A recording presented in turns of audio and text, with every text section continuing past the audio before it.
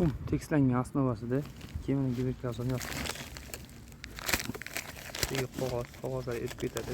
Shundan keyin bir-biriga stiklarni yopishtirib chiqaramiz.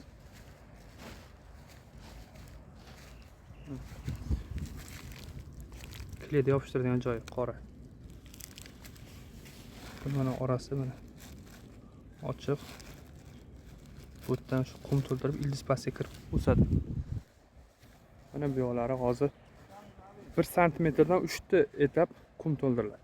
Hozir qum tashab qo'yilgan ustiga. Bu qum mana qurishini kutyapti. Qurigandan keyin mana gazon orasiga kiradi. Uni taroqlari bor, taraf chiqadigan.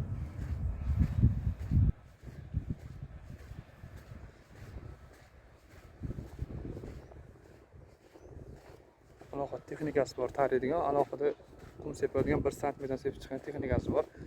3 marta yurib ustidan sepadi.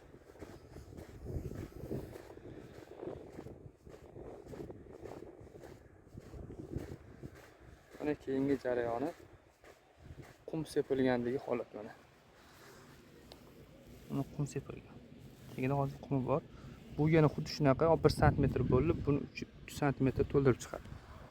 Shunda gibridning gazonni usti qismi ozgina ko'rinib turadi, qolgani o'sha urug' sepilgandan keyin ildiz ichiga kirib o'sadi.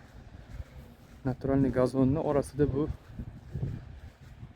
o'yilib ketmasligi uchun ushlab turadi.